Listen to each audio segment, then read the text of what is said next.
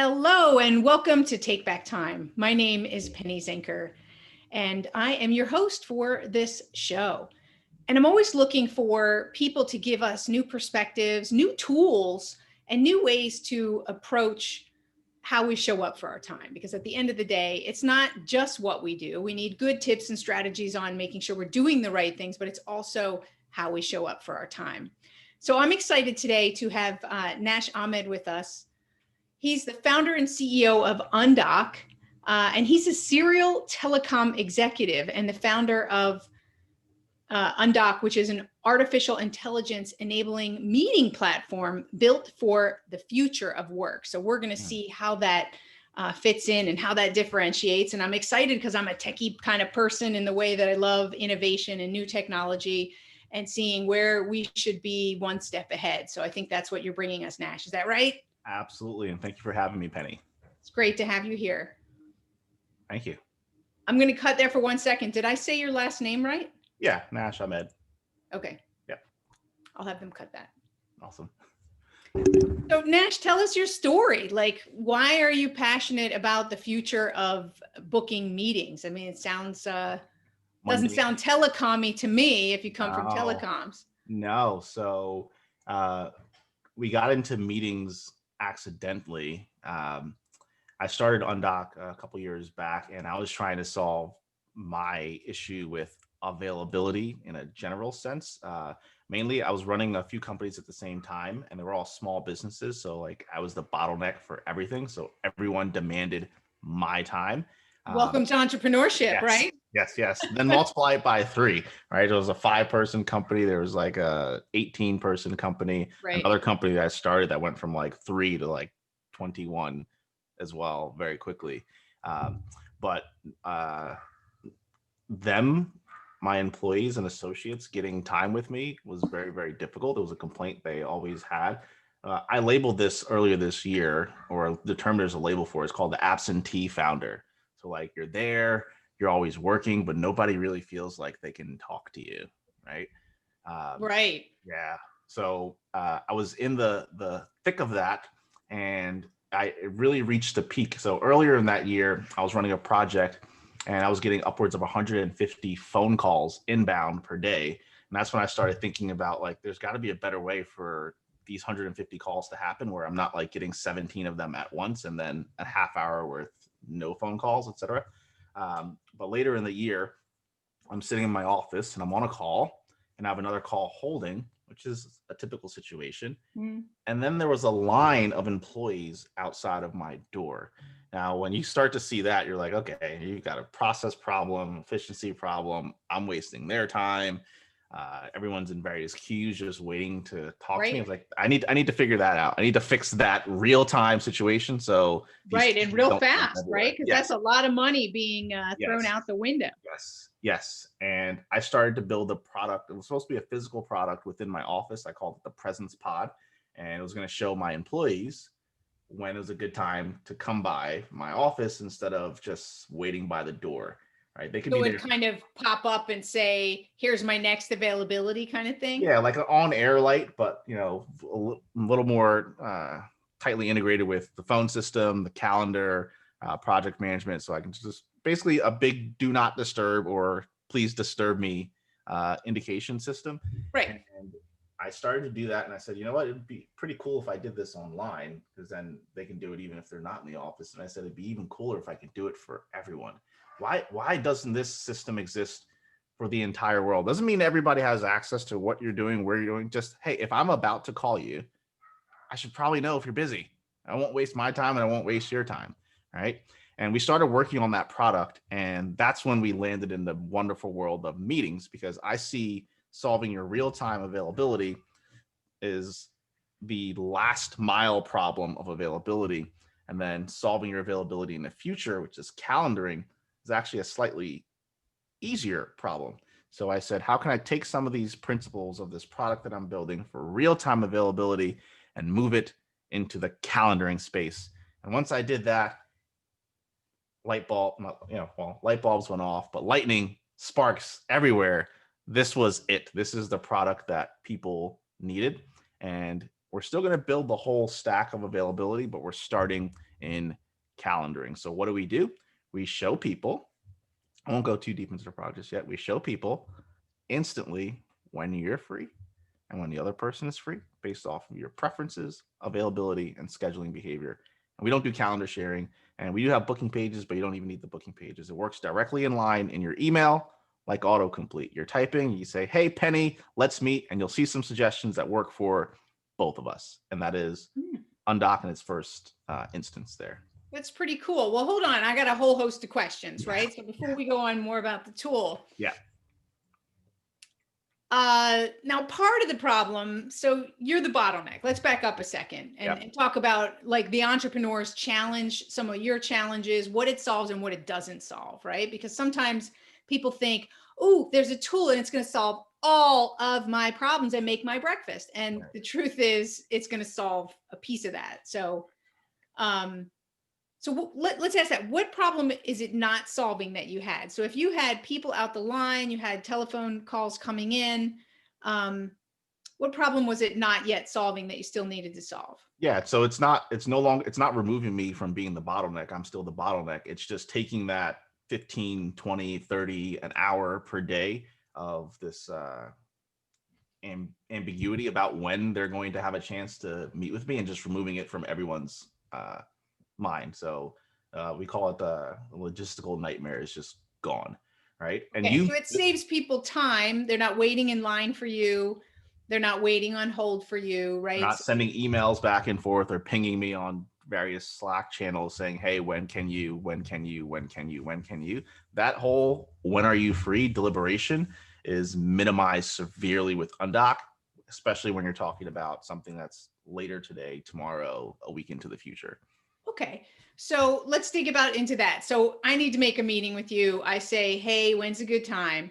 Yep. The system goes away and it doesn't contact you. It just coordinates with your calendar or whatever and comes back and says, unfortunately, Nash isn't available for the next week. Right. Yeah. No, I mean, how do you, if you're that busy, do you have to allocate some specific times and say, these are my open door hours. So fill in time according to this block.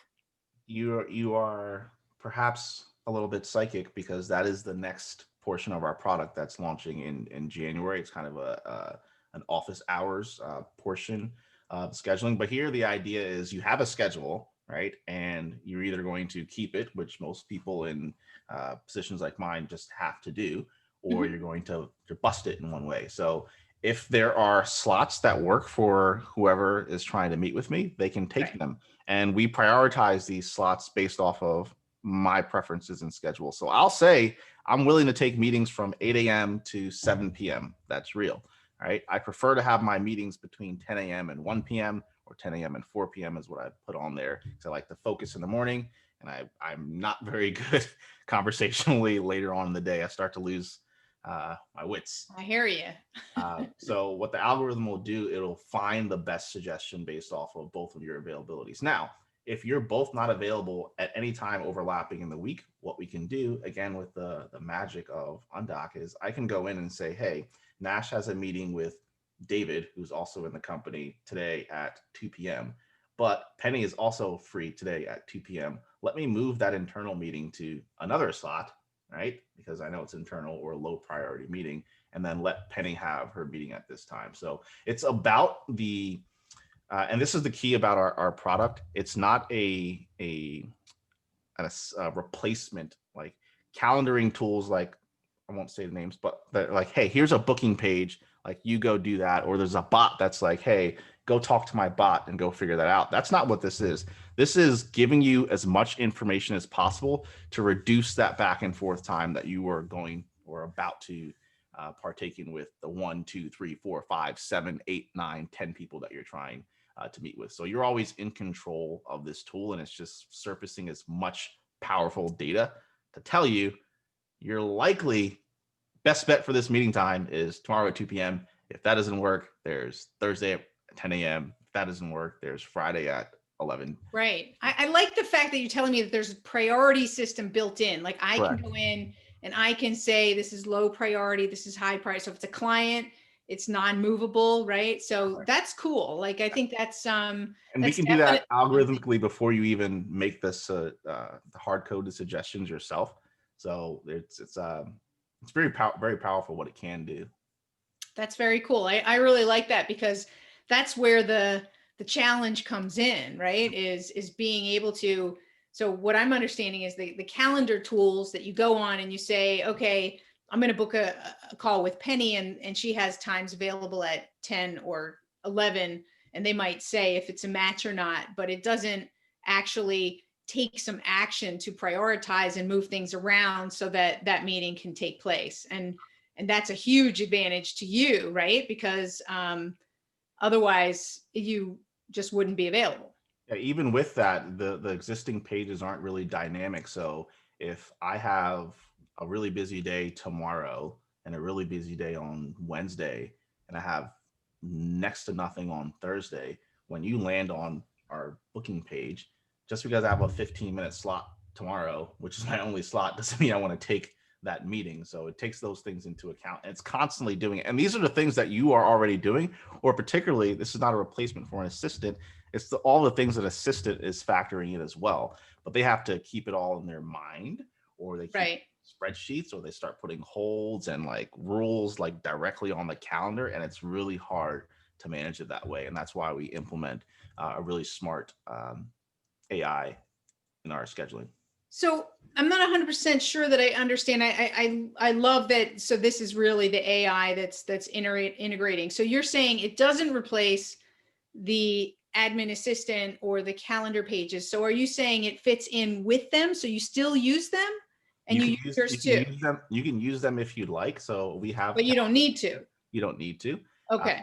An administrative assistant, if they're spending 10 hours per week scheduling his or her boss's calendar, they'll probably do it in an hour with that. So that Awesome. means They can be freed up to do other more important things as well. Exactly. So I always, because I think that's where a lot of other applications fell down, to promising that AI is just not there to be that nuanced and understand everything, to be able to remove a human from the loop. And we're not trying to do that.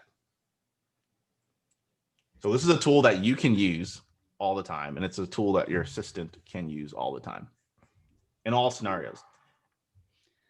Cool. So let me go back to, so you talked about, because managing several companies at once, right, gives you, it's one of those things, if you ever want to get something done, you give it to somebody who's busy, right? That whole, because, you've got to be good at managing your time and whatever. And you spoke about 15-minute slots. Yeah. So is that the way I'm just picking your brain a little bit. This is called Take Back Time. So we want to hear about your tool, but we also want to hear about some of your time management practices.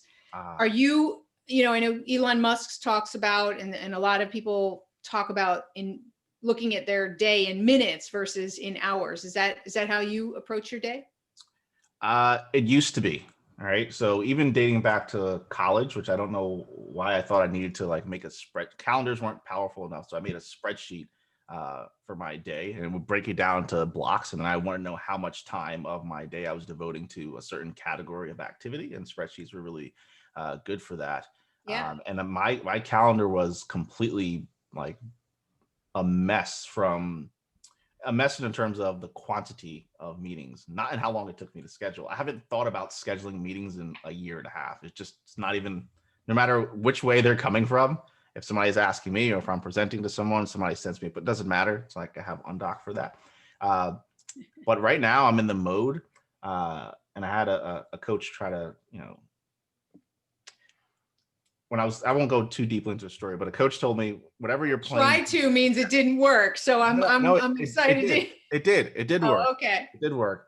She told me that whatever it is you're trying to do for the quarter, make sure your calendar reflects that, and do calendar audits, right? So this quarter, I am heads down in product. So I'm trying to have fewer, better meetings, right? So as soon as I finished fundraising, I just went into Undock and I turned my dials all the way down. So while I was fundraising, I had meetings from 8 a.m. to like 8 p.m. I had Saturday slots, I had Sunday slots. Like, hey, if an investor wants to meet, I am free, right?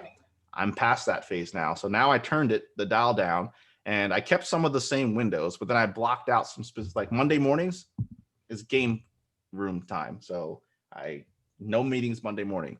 Friday afternoons, recap time. I have no meetings Friday after 2 p.m. I took out a little block Wednesday towards the end of the day. And I set my max meetings to 4 hours per day. Now, I don't have to think about this at all, either when I'm using the tool or when somebody else is using the tool to meet with me. All I know is that it'll never suggest a meeting if I already have 4 hours of meetings in that day. And it'll even if I have like 3.5, it'll say, all right, you have 3.5. It's not going to tell me this, it's just going to show me a suggestion for the next day and the next day and the next day. And I can schedule meetings with as many people as I want, which I'm trying to keep it down. And it still keeps it under the 4 hours. So for me, it's so much more about the total volume of time taken away from deep work than it is about whether they're 15-minute, 30-minute, or 60-minute increments. However, my preference is shorter meetings. Most meetings, I'm like, after 15 minutes, we don't need to be here anymore. All right. So, well, Parkinson's law, right? I mean, you'll use whatever time is allotted. So exactly. If you only have 15 minutes for a 30-minute meeting, you probably accomplish what you need to with a lot less jib jab. Yeah. And there's a lot more in the platform that kind of helps you with that. Like there's meeting agenda, discussion topics, and all those things. So you can power through your meetings. And then when you're done, just move on. But yeah, I do prefer shorter meetings. But in general, right now, I'm on the fewer, better meetings kick. So there's not a day on my calendar with more than 4 hours of meetings. I think that's an important thing for people who are listening. Right? It's about the tool, but it's about the principles that you set. And that's why I asked you about minutes, shorter meetings, fewer meetings, so that you can stay focused on what's most important. I suggest that people go and do a meeting audit and see we have far too many meetings that really don't accomplish anything, or we could accomplish the same thing with a status email to everybody or a quick video to give everyone an update. So I think that is something that we really need to take a look at. And I love the fact that you can say, this is how many meetings, so many hours I'm willing to take away from the other focus work that I need to do. And it kind of takes it out of your head. You don't need to think about it anymore. You've set a rule, right? I have this thing called gatekeepers. And one of the gatekeepers are the rules that we set. And so that's kind of like a rule that you set, and then you don't have to come back to it. You can let it do its thing, and you can do and focus your time and attention everywhere else. So I really like that. And the beauty of it is I end up with less than 4 hours of meetings, because if I propose a meeting to someone and we end up taking on another day, so if I propose meetings across 3 days, it's not going to tell me to propose that same time again. So that meeting slot was reserved for someone else. Right. And if they chose another day, that's fine. So I'm having less than 4 hours every single day without thinking about it. And this is, I know a CEO's job there is to just take meetings, but it's also forced me, like, functionally, running the business, to choose and decide, like, I've taken like no meetings from outside party, even from investors, like few and far between. Well, I step out of my zone right now to have a meeting, even with an investor, because it's not my focus for this quarter. So it's been really helpful to have. And I don't even think about it. I just know that I went first week of September, fundraising done, turned the dial down. And since then, I look at my calendar. I'm like, wow, it's light. I love it. I wake up every morning like, all right, I got 6 meetings today. It's cool. Let's go. Right. Yeah. That's awesome. So how do you deal with the people who can't get on your calendar? That's tough. Right. That's these could be your employees that are like, dude, you're never available. I can't get on your calendar. Well, most of my meetings are now internal, so they can all get on there. Occasionally they'll say, hey, I couldn't get in for today. I'm not sure if you're actually free or not. And for the most part, I'm like, hey, the calendar is the Bible here. So book it tomorrow. Is it urgent? No? Okay, book it tomorrow. What if they can't move forward? Like, it sounds like, you were saying you were the bottleneck, right? And this happens and the reason I'm asking you this is because this happens for a lot of entrepreneurs. 100%. Is their team feels like they can't continue working until they get that answered. So they're there. They were standing outside your door. Yep. Now they're just sitting at their desk and they're kind of like twiddling their thumbs, and they're like, well, I can't meet with them tomorrow, so I'll just play some more, whatever people what do play you call it? today, I don't know what these Rocket games League are. or Minecraft or something, right? yeah, I know that's not the game they're playing. They're playing Among Us. That's what they're playing. right, whatever the game is. I don't know. I'm not a gamer. So, but that could happen, right? So how do you deal with that outside of the tool? The tool has protected your time. Correct. So the question is, how do you deal and what do you put in place to make sure that you're still keeping people happy and getting work done? It's very important you say that because a lot of things happen. Number one, they become accustomed to not being able to get time, which is a bad thing, right? And they're just like, oh well, I'm not. Again, right now at this company, we do not have that problem. I think I can poll my employees, and I'm Right. generally available enough for them, but they can get used to that. But it happened at one point, right? And it happens Oh for yeah, other people. yes. It's I think for me, the hardest part of that was that I know that it's not just an inefficiency for the time. Like the business is going to struggle if everybody's waiting for me to do something or answer something. Then that's just so much momentum that's being lost in that time that Yeah. it's not happening. And it And happens. culturally, they might feel unimportant, right? I mean, it's important that we realize as leaders, right? How could that be impacting our culture and how do how do you deal with that? So how did you deal with it at the time that it was a challenge until you got Undock working? I didn't. I did not do it. I did not do it very well. And that's just and some employees would come to you and say like, hey, I feel like I can't get 20 minutes of your time today. I was like, oh no, I was free from 1:10 to 1:30. How come you didn't reach out to me? Right. And I mean, it was I never solved it at the company. I think mainly because I didn't think the velocity of my day was so insane. And I looked at other software applications like this isn't going to fix it. This isn't going to fix it. This is going to fix it. So I think if there was any solution that I could think of, either procedurally or through software, then I would have done that because I am a software. I've used every software app before I ever built something like Undock. Right. I think if I thought there was a good way, again, extreme case, like 3 different companies, 3 different conversations, all small companies, no hierarchy, everything up to you, all Right. of this, everything, right? So that's a very, very extreme case. I don't know how you do that. Well, so I'm going to throw my coaching hat in the ring here for people who are listening, and maybe you'll say, yeah, that's what I did, because sometimes we do things and we don't know what we That's true. did. So the first thing you did is you step back and you recognize that you had a problem. Yes. So for those listening, right, and I'm breaking this down just so the people who are listening, you have to recognize first that you have a problem, and you have to understand what are the costs and impact of the problem. So, Yes. not just recognizing it and then just allowing it to continue to happen, but when we identify what the costs were, so you saw that this was wasting a lot of time and so forth. And so, one of the things is you looked for a solution, right? And it's to problem solve what are different areas. So you saw, hey, I was available. Why didn't you come at that time? Yep. So that matching was super important because then you could at least cover that piece of it to Yep. get the matching of time. So Yep. that was one way to solve it. The other thing that I think a lot of people forget about as leaders and don't realize how important it is, and you probably did this, but is to have an open discussion Yeah. with your team and let your team know all together that this is a problem.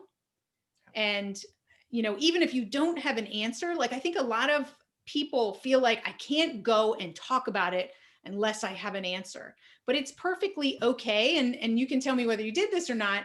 Go to the team and say, listen, I'm really sorry. I see that this is a challenge, and and I'm working on a solution. That lets them know that you recognize it and you're owning it, right? Yep. You want them to own their stuff, so we got to own our stuff, and it helps them to also feel like they matter instead of just pushing it under the carpet and being like, well, tough luck, man, you'll have to meet me next week or find a time anywhere. If we can have these open discussions and say, I know things are insane and I'm trying to work this out, bear with me, that authenticity and openness goes a long way, I found, with people. Did you do that? I did do that, and I took it a step further. So I was trying to like say, we'll have more structured meeting times to answer some questions there. That way you don't have to individually all chase me. And then I took it one step further, and I opened the floor and I said, can you also tell me what else I am doing wrong? Mm. In, like, how can I empower you? Um, you know, where could your skill set be better? I'm trying to. This is a few years back. So I'm trying to remember the exact things that I put to the table for me. But that was the first time I had done that, and I don't know how effective it was the first time, but I'm extremely open to like feedback and criticism directly from the team. But it's tough to engender that sort of environment where they feel safe to do that, because they're like, well, if I tell you suck at this, then you're gonna fire me or whatever. But I don't think they ever felt that way, because I even pointed out like, hey, I don't do that. I know I don't do that. I know you really need to do. And they're just like, yeah, yeah, yeah. Well, that's how you do it, Yep. right? You didn't realize it, but that's how you build that trust. Yep. Is you let them know I'm this isn't my forte, right? And so then they feel comfortable when you invite them to share some constructive feedback. They feel comfortable to do that.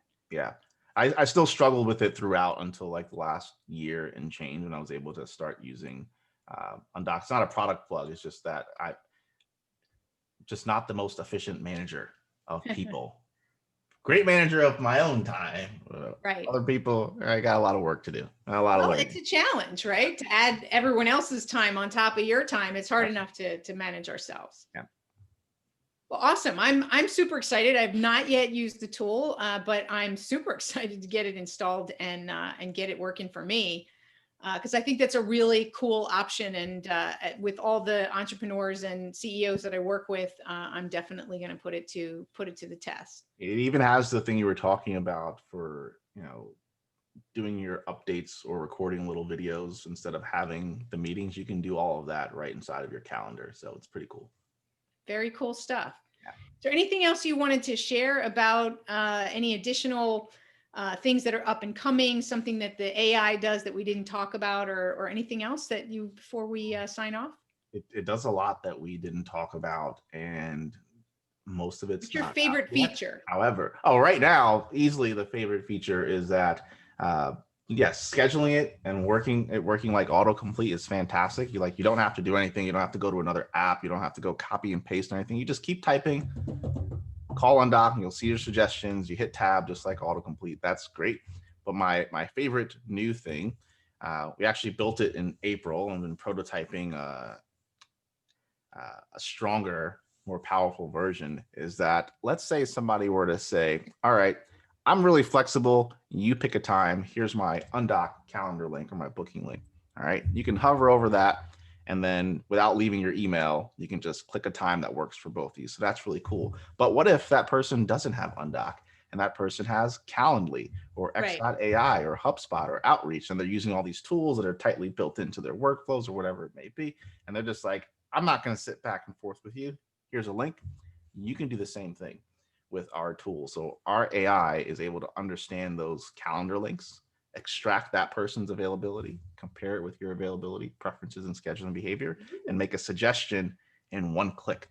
All right. So what that does, and it's actually helping the entire ecosystem, it's making it so your calendar can talk to my calendar like that. And there's no debate about, well, you go do the work. No, I'll go do the work. No, let's trade times back and forth. No, let's use a bot. There's none of that. It's just like, here's my calendar automation tool. Here's your calendar automation tool. Here's 3 times that work for all of you. Right. So, that's awesome. Yeah, we're really excited about that. That's very cool. Blowing some minds, and it's about to get really, really, really, really powerful in January when we launch V2 of the product. Very cool. Well, Nash, thank you for being here and sharing your tools and your some of your challenges. And I'm excited for the listeners to get that working and provide some feedback to us. Yeah, go to undock.com. Very simple, undock.com, and sign up. It's free. Oh, very cool. So is the tool planning to stay free, or is that going to change? Everything that I've discussed is free. The way the scheduling works is free. We're trying to get 1 billion users on the platform, so no one ever has to worry about scheduling ever again. But we are releasing a full calendar, which will have some paid features, premium features on that. So, but the scheduling portion and this wildly omnipresent and proliferating scheduling experience will be everywhere and will be free. Wow, well, you can't, guys, what are you doing? You better already be on that site. Yes. It's free. You've got no reasons, no excuses of why you can't be using this tool right now. And there's so much more coming. So undock.com, sign up please today. Awesome. I love how excited you are about it. So your beaming smile shows that you're really passionate about this and excited to get it out to everybody. I am. And thank you very much for the time, Penny. All right. And thank you all for being here. My name is Penny Zenker, and this is Take Back Time. We'll see you in the next episode. Adios.